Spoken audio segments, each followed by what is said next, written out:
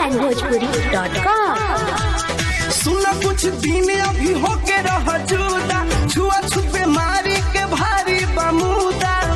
Darling समझा करो, सुना कुछ दिन अभी होके रह जुदा, छुआ छुप बीमारी के भारी बमूदा। दिल में मिलन के आगे न लगाए, प्रेमी प्रेमिकाए कृपया दूरी बनाए। हो प्रेमी प्रेमिकाए कृपया दूरी बनाए।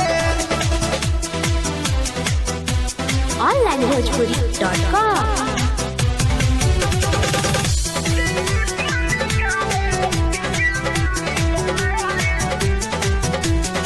Music by Arya Sharma।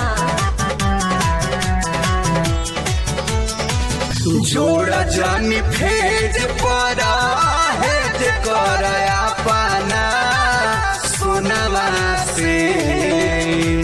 ढेर खानी छाती होता, मजनुअन के गति होता कोरोनवा से। onlinebhojpuri.com। जोड़ा जानी भेज पड़ा है जे करया पाना सोनवा से। ढेर खानी छाती होता, मजनुअन के गति होता कोरोनवा से। माय डियर को नियत बुलाए, प्रेमी प्रेमिकाए कृपया दूरी बनाए। प्रेमी प्रेमिकाए कृपया दूरी बनाए।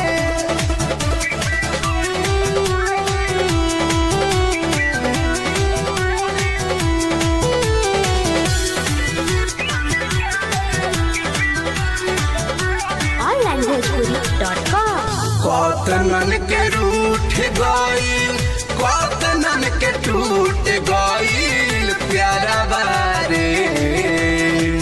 फिर में न परी भले हरी दीपक दिला दारावारे।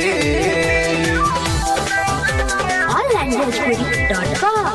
कौतनन के रूठ गईल, कौतनन के टूट गईल प्यारा बारे।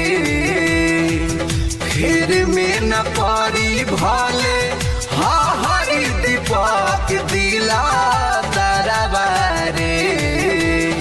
ए भवन तोहरा न काहे न बुझाए, प्रेमी प्रेमिकाए कृपया दूरी बनाए। हो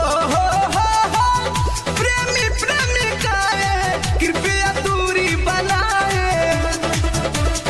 ध्यान रहे अपना जीवन अपने हाथ में, क्योंकि कुछ नहीं जाने वाला है साथ में। onlinebhojpuri.com।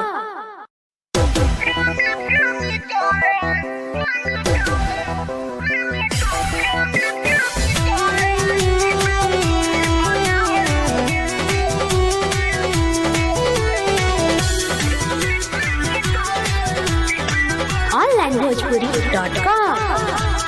सुना कुछ दिन अभी हो